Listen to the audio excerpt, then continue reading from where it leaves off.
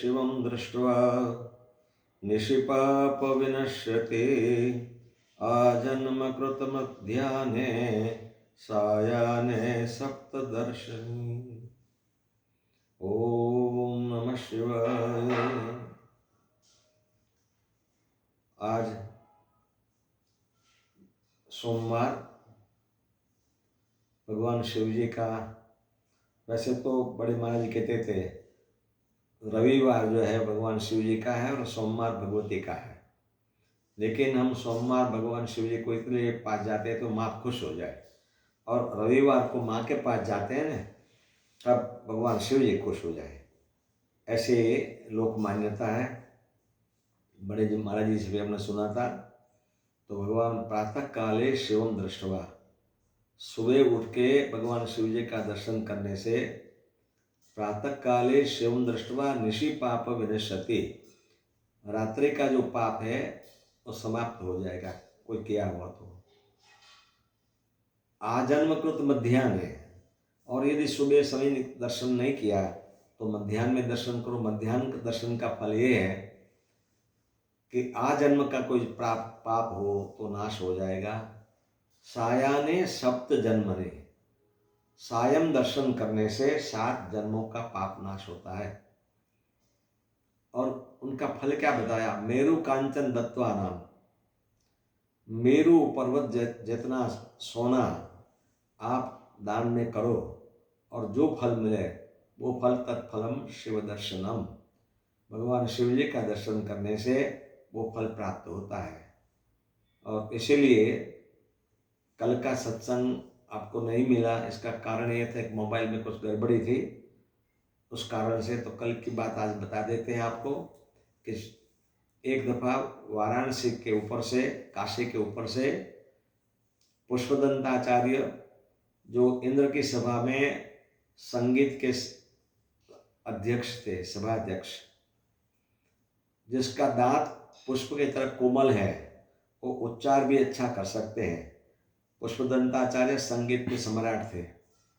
वो वाराणसी के ऊपर से उड़ रहे थे अंतरिक्ष में, और वो नीचे देखा तो उसको एक सुंदर बगीचा दिखाई पड़ा।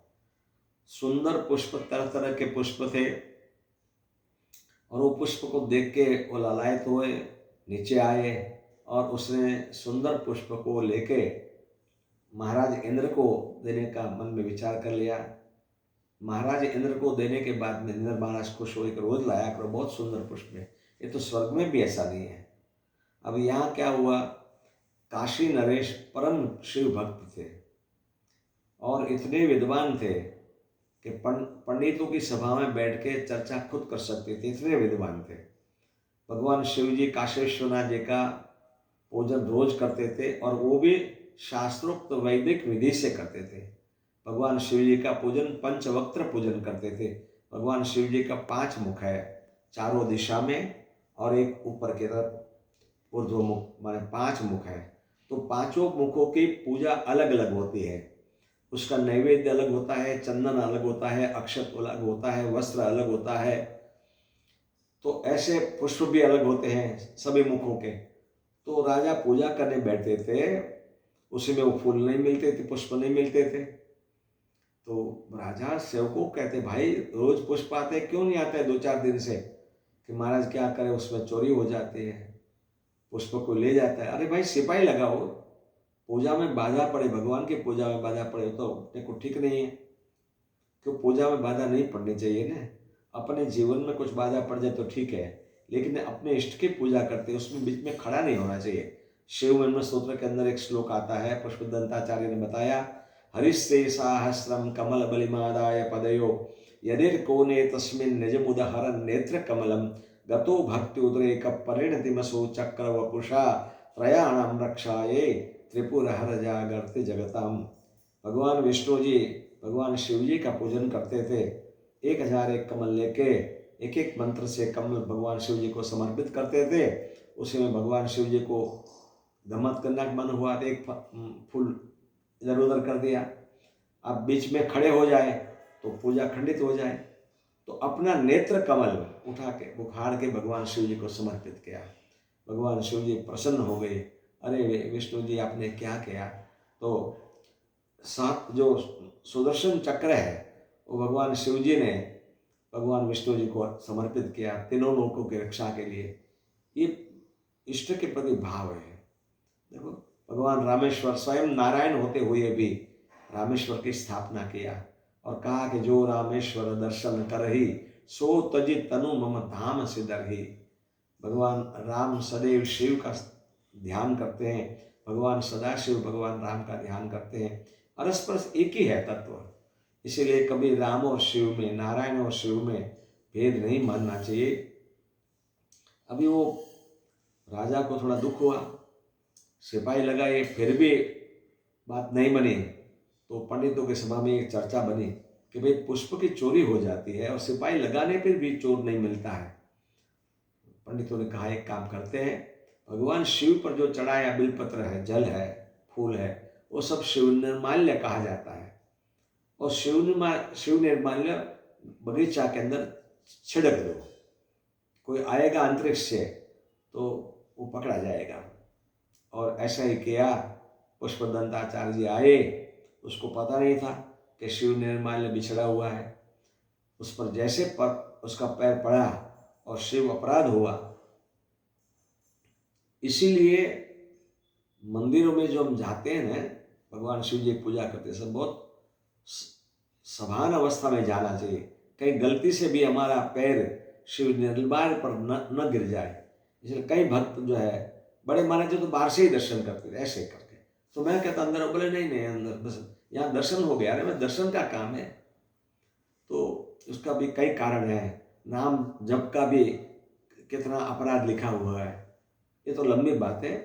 तो आए और अपराध हुआ और पकड़े गए, अंतरिक्ष विद्या नाश हो गई। सिपाहियों ने पकड़ लिया, रात को 12 बजा था, कोठरी में बंद कर दिया। अब पुष्पदंताचार्य सोचने लगे कि भाई ये क्या हो गया, कैसे मुझे पकड़ लिया, मेरी अंतरिक्ष विद्या कैसे नाश हो गई।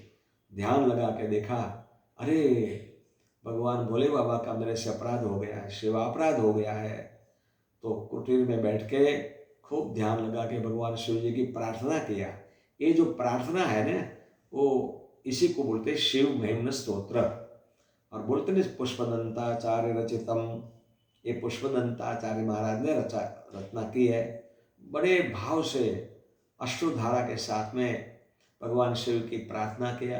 भोले बाबा तो भोले ही हैं। बोले क्या चाहिए महाराज। बोले महाराज मेरी गलती हो गई, मुझे क्षमा कर दो। बोले देखो ये जो पुष्प है वो राजा अपने लिए नहीं ले जाता है, मेरी पूजा में लगाता है, और उससे वहाँ से आप ले जाते हो इंद्र को खुश करने के लिए, आगे से नहीं करना। बोले नहीं महाराज गलती हो गई, अब आगे से हम नहीं करेंगे। पुनः उसको विद्या प्राप्त हो गई, चले गए। कहने का अर्थ ये है कि भगवान शिव जी को प्रसन्न करने के लिए सुंदर राग से एक शिव महिमा स्तोत्र भगवान शिव जी को सुनाया जाए, भगवान शिव जी बहुत प्रसन्न हो जाते हैं। हर सन्यासी महात्मा तो शाम को इस शिव महिमा का पाठ सभी आश्रमों में होता है। सायं आरती के बाद में शिव महिमा का पाठ सभी संन्यास आश्रमों में करते हैं। सब महात्मा शिव की उपासना करते हैं और भगवान शिव जी को सुनाते हैं। इसलिए यदि आपको समय मिले तो शिव महिमा इतना सरल है, संस्कृत इतना कठिन नहीं है, और सुंदर राग से आप गाओ तो आपको भी आनंद आएगा। और घर में वातावरण जो कलुषित वातावरण है वो वातावरण भी नष्ट हो जाएगा और सुंदर वातावरण बन जाएगा।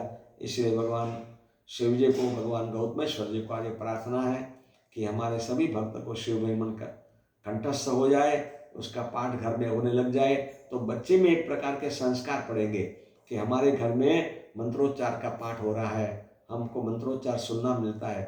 कल ही मोबाइल से किसी भक्त को, बच्चे को, 1 महीना के बच्चे को हमने श्रीमद् भगवद गीता का 15वां अध्याय सुनाया। तो बड़े भाव से आधा अध्याय सुना। आधा अध्याय सुनने के बाद में बस आंखें बंद कर दिया और एकदम नींद उसको आ गई। ये शक्ति है मंत्रों में, सुख देने की शक्ति है, शांति देने की शक्ति है। इसलिए प्रिय भक्तजनों, भगवान शिव की खूब नजीक में जाके, भले आप किसी संप्रदाय में मानते हो, भगवान सभी संप्रदाय के आचार्य हैं और भगवान शिव की उपासना करने से सभी भगवान खुश होते हैं, ऐसा नहीं कि नहीं कोई नाखुश हो जाए, कोई खुश नहीं, कोई नाखुश नहीं होगा। आपको आशीर्वाद मिलेगा, आप तन से मन से धन से समृद्ध बनो, यही अभ्यर्थना के साथ में हरिओम तत्सत, हरिओम तत्सत, हरिओम तत्सत।